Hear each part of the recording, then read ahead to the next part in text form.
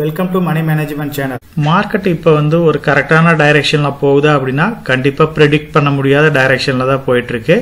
இப்போ எந்த ஒரு ப்ராப்ளமும் வந்து ஈஸியாக செட்டில் ஆகிற சூழ்நிலையிலும் இல்லை. யூஎஸ்லேயும் ஏகப்பட்ட ப்ராப்ளம் கண்டினியூஸாக வந்துட்டே இருக்கு. அதே மாதிரி இந்தியாவோட இந்த டேரிஃப் ப்ராப்ளமும் இன்னும் செட்டில் ஆகாமல் தான் இருக்கு. ரஷ்யா உக்ரைன் வார் வந்து செட்டில் ஆகாமல் தான் இருக்குது. ஸோ இந்த ட்ரேட் டீல் ப்ராப்ளம் மட்டும் இல்லாமல் இப்போ H1 விசா ஆகட்டும், அதர் ஐடி செக்டர் மேலே டேரிஃப் ஆகட்டும், இந்த மாதிரி கண்டினியூஸாக மார்க்கெட்டுக்கு ஃபேவர் இல்லாத நியூஸ் வந்துக்கிட்டே இருக்கிறதுனால மார்க்கெட்டோட டைரக்ஷனை ப்ரிடிக்ட் பண்ணுறது அவ்வளோ சுலபமான விஷயமா கிடையாது. ஸோ அதனால் மார்க்கெட்டில் கொஞ்சம் இப்போ இருக்கிற சுச்சுவேஷனில் கேர்ஃபுல்லாகவே வந்து நம்ம டீல் பண்ணணும். ஸோ நீங்கள் இமீடியட்டாக வந்து பேனிக் ஆக தேவையில்லை. மார்க்கெட் அப் ஆனாலும் சரி டவுன் ஆனாலும் சரி கொஞ்சம் நிதானமாக பொறுமையாக குவாலிட்டியான ஸ்டாக்ஸில் அட்ராக்டிவான வேல்யூவேஷனில் இருக்கிற ஸ்டாக்ஸை மட்டும் ஃபோக்கஸ் பண்ணி கண்டினியூஸாக இன்வெஸ்ட் பண்ணுங்கள். ஃபியூச்சர் க்ரோத்தையும் கன்சிடர் பண்ணி ப்ராப்பராக இன்வெஸ்ட் பண்ணுங்கள். மார்க்கெட் இப்போ இருக்கிற சுச்சுவேஷனில் குவாலிட்டியான ஸ்டாக்ஸ், அதாவது HDFC இந்த மாதிரி ஸ்டாக்ஸை வந்து அக்குமுலேட் பண்ணலாமா அப்படின்ற மாதிரி கேட்டிருக்காங்க. கண்டிப்பாக நல்ல ஆப்பர்ச்சுனிட்டி கிடைக்கிது அப்படின்னா HDFCலாம் வந்து அக்குமுலேட் பண்ணலாம். ஃபினான்ஸ் செக்டரை பொறுத்த வரைக்கும் டேரிஃப் ப்ராப்ளம் ஆகட்டும், அதர் கண்ட்ரியை வந்து ஃபோக்கஸ் பண்ணி கிடையாது. பியூரா வந்து நம்மளோட இந்தியன் எக்கனாமியும் சரி இந்தியாவோட டொமஸ்டிக்கை பேஸ் பண்ணி இருக்கிறதுனால பேங்கிங் செக்டரை பொறுத்த வரைக்கும் பெரிய பாதிப்பு வராது அதர் கண்ட்ரியால். இருந்தாலும் நம்மளோட எக்கனாமி ஸ்லோ டவுன் ஆகுது, இல்லை நியூ அக்கௌண்ட் ஓப்பனிங், லோன் இந்த மாதிரி ப்ராப்ளம் வந்துச்சு அப்படின்னா இந்த ஸ்டாக்ஸ் எல்லாமே கொஞ்சம் பாதிக்கிறதுக்கு வாய்ப்பு இருக்கு. SME டயா டெக்னாலஜிஸ்னு ஒரு ஸ்டாக்கை பற்றி டீட்டெயிலாக கேட்டிருக்காங்க. ஸோ இந்த ஸ்டாக்கை பற்றி நான் பெருசாக வந்து ட்ராக் பண்ணது கிடையாது, இது பார்த்தது கிடையாது. கூடிய சீக்கிரம் இதை வந்து நான் என்னன்னு பார்க்குறேன், பார்த்துட்டு இதுக்கு உண்டான அப்டேட்டை கொடுக்குறேன். ஸோ மேபி இது வந்து ஒரு ஐடி கம்பெனியாக இருக்குது அப்படின்னா கண்டிப்பாக இப்போ இருக்கிற சுச்சுவேஷனில் கொஞ்சம் கேர்ஃபுல்லாகவே இதில் இன்வெஸ்ட் பண்ணுங்க. ஸோ அதர் ஸ்டாக்ஸ்னு பார்த்தீங்க அப்படின்னா சவுத் இந்தியன் பேங்க், அதே மாதிரி கர்நாடகா பேங்க், இந்த பேங்க் எல்லாமே வந்து கன்சிடர் பண்ணலாமான்னு கேட்டிருக்காங்க. நம்ம மெம்பர்ஸை பொறுத்த வரைக்கும் பேங்கிங் ஸ்டாக்ஸில் வந்து இப்போ கொஞ்சம் எல்லாமே வந்து டீட்டெயிலாக நிறைய கமெண்ட் செக்ஷனில் பார்க்க முடியுது. ஸோ பேங்கிங் ஸ்டாக்ஸை பொறுத்த வரைக்கும் லார்ஜ் கேப் பேங்கை கண்டிப்பாக ஃபோக்கஸ் பண்ணுங்கள். இப்போ இருக்கிற சுச்சுவேஷனில் பார்த்தீங்க அப்படின்னா டவுனாக இருந்தாலுமே நம்ம ரெக்கவரி ஆகிறப்ப இமீடியட்டாக இந்த ஸ்டாக்ஸ் எல்லாமே நல்ல ரிட்டர்னை கொடுக்கறதுக்கு வாய்ப்பு இருக்குது. சவுத் இந்தியன் பேங்கை பற்றி லாஸ்ட் வீக்லேயே டீட்டெயிலாக டிஸ்கஸ் பண்ணியிருந்தோம். கர்நாடகா பேங்க்கும் இதுக்கு முன்னாடி வந்து நம்ம டீட்டெயிலாகவே பார்த்துருக்கோம். ஸோ என்னோட பாயிண்ட் ஆஃப் வியூவில் நான் கன்சிடர் பண்ணுற ஸ்டாக்ஸ்னு பார்த்தீங்க அப்படின்னா லார்ஜ் கேப் பேங்க்ஸை கண்டிப்பாக நான் ஃபோக்கஸ் பண்ணுவேன். பர்டிகுலராக HDFC பேங்க் ஆகட்டும், ICICI bank, axis bank, Kotak bank, இது வந்து ஆப்பர்ச்சுனிட்டி கிடைச்சாலும் சரி, இல்லை ஒரு மார்க்கெட் வந்து கரெக்ஷன் ஆகிருக்கு அப்படின்னா இந்த ஸ்டாக்ஸில் எல்லாமே நீங்கள் SIP மாடலில் கூட ரெகுலராக இன்வெஸ்ட் பண்ணிக்கிட்டே இருக்கலாம். இண்டஸ்இண்ட் பேங்கை பொறுத்த வரைக்கும் இப்போ அதோட மேனேஜ்மெண்ட் இஷ்யூஸும் சரி, இப்போ நடந்த ஆடிட் ரிப்போர்ட்டில் ஒரு சில கரெக்ஷன் இருந்ததுனால இந்த ஸ்டாக் வந்து கொஞ்சம் ஹெவியாக ஃபால் ஆகிருக்கு. இதில் நீங்கள் வந்து இமீடியட்டாக வந்து இன்வெஸ்ட் பண்ணவோ இல்லை எக்ஸிட் ஆகவோ வேண்டாம். இருக்கிற ஸ்டாக்ஸை நீங்கள் ஹோல்ட் பண்ணுங்கள். இந்த ப்ராப்ளம் எல்லாமே செட்டில் ஆகுது அப்படின்னா அதுக்கப்புறம் வந்து நீங்கள் இந்த ஸ்டாக்கை வந்து ஃபோக்கஸ் பண்ணிக்கலாம். அதர்வைஸ் நீங்கள் HDFC bank, ICICI bank, axis bank, Kotak இதில் வந்து ஆப்பர்ச்சுனிட்டி கிடைக்கிறதுனாலும் இன்வெஸ்ட் பண்ணுங்கள். இல்லை ரெகுலராக SIP மோடில் கூட இந்த ஸ்டாக்கில் வந்து இன்வெஸ்ட் பண்ணோம் அப்படின்னா ஒரு லாங் டேர்மில் இதெல்லாம் வந்து எக்ஸலண்ட்டாக பர்ஃபார்ம் பண்ணுறதுக்கு நிறைய பாசிபிலிட்டிஸ் இருக்குது. இந்த 5 ஸ்டாக்குமே என்னோட ஹோல்டிங்ஸில் இருக்குது. இண்டஸ்இண்ட் பேங்க்கில் வந்து ஓரளவுக்கு நான் எக்ஸிட் ஆகி ஒரு மினிமம் குவான்டிட்டி தான் வந்து நான் கன்சிடர் பண்ணியிருக்கிறேன். மற்ற நம்ம மெம்பர்ஸ் கேட்டிருக்கிற ஸ்டாக்ஸ்னு பார்த்தீங்க அப்படின்னா சவுத் இந்தியன் பேங்கை பற்றியும் டீட்டெயிலாக கேட்டிருக்காங்க. அதே மாதிரி கர்நாடகா பேங்க்கையும் கேட்டிருக்காங்க.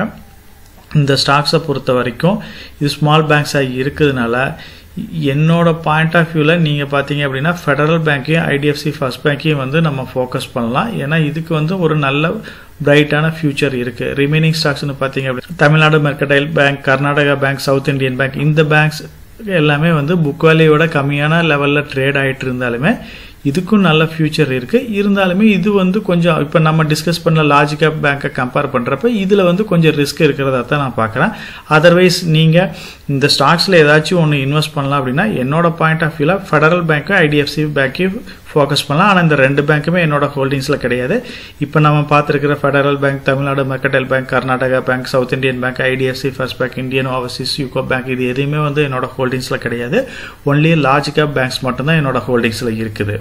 ஐடி ஸ்டாக்ஸை வந்து ஒரு சில ஸ்டாக்ஸ் வந்து அவர் கேட்டிருந்தாங்க நம்ம சேனல் மெம்பர்ஸ். ஸோ அந்த ஸ்டாக்கை நான் ட்ராக் பண்ணது கிடையாது. ஆனால் மார்க்கெட்டில் இப்போ ஐடி செக்டரில் இருக்கிற கம்பெனிஸ்க்கு ஒரு எக்ஸலண்ட்டான ஆப்பர்ச்சுனிட்டியை வந்து கொடுத்துட்ருக்கு. பர்டிகுலராக வந்து இப்போ டிசிஎஸ்ஏ வந்து அதோட ஆல் டைம் லோவில் 3 இயர் லோவில் தான் ட்ரேட் ஆகிட்டு இருக்கு. இதே மாதிரி விப்ரோ ஆகட்டும், Infosys, tech Mahindra, HCL, LTI மைட்ரி இந்த ஸ்டாக்ஸில் எல்லாம் ஆப்பர்ச்சுனிட்டி கிடைக்குது அப்படின்னா கண்டிப்பாக வந்து இன்வெஸ்ட் பண்ணுங்கள். மேபி இந்த ஸ்டாக்ஸ் வந்து இன்னும் 1 or 2 இயர்ஸ் கூட எந்த ஒரு பர்ஃபார்மன்ஸும் பண்ணாமல் இருக்கலாம். மேபி இது எல்லாமே ஏஐக்கு அப்டேட் ஆகிற வரைக்கும் கூட ஸ்லோ டவுன் இருக்கலாம். இருந்தாலுமே இது எல்லாமே வந்து கடன் இல்லாத கம்பெனியாக இருக்குது. குறிப்பிட்ட டைம் பீரியடில் இது எல்லாமே வந்து ரெக்கவர் ஆகிரும். இவங்க வந்து பார்த்தீங்க அப்படின்னா பல தடைகளை தாண்டி தான் வந்திருக்காங்க. ஸோ அதனால ஏஐ பூம் இருந்தாலுமே அது எல்லாமே வந்து இவங்க அதுக்கு அடாப்ட் ஆகி இவங்க சேஞ்சஸ் நடக்கும். அப்படி எடுக்கிறதுக்கு ஒரு குறிப்பிட்ட டைம் பீரியட் வந்து பார்த்தீங்க அப்படின்னா பெரிய மூவ்மெண்ட் இல்லாமல் இருக்கலாம். ஆனால் லாங் டேர்ம் பாயிண்ட் ஆஃப் வியூவில் கண்டிப்பாக வந்து இது எல்லாமே பேலன்ஸ் பண்ணிடுவாங்க. இந்த லாஜிக்காக ஸ்டாக்ஸில் ஆப்பர்ச்சுனிட்டி கிடைச்சிச்சு அப்படின்னா கண்டிப்பாக இன்வெஸ்ட் பண்ணுங்கள். என்னோட ஹோல்டிங்ஸை பொறுத்த வரைக்கும் Wipro, Infosys, tech Mahindra, LTI மைட்ரி, TCS, HCL எல்லாமே இருக்குது. இப்போ நல்ல வாய்ப்பு இருக்கிறதுனால TCSையும் இன்ஃபோசிஸ்லையும் நான் கண்டினியூஸாக அக்குமுலேட் பண்ணிக்கிட்டே தான் இருக்கேன். மேபி இன்னுமே வந்து ஒரு 5 to 10% வரைக்கும் கரெக்ஷன் போகலாம். கிடைச்சா அது வந்து நல்ல வாய்ப்பாக பயன்படுத்துங்க.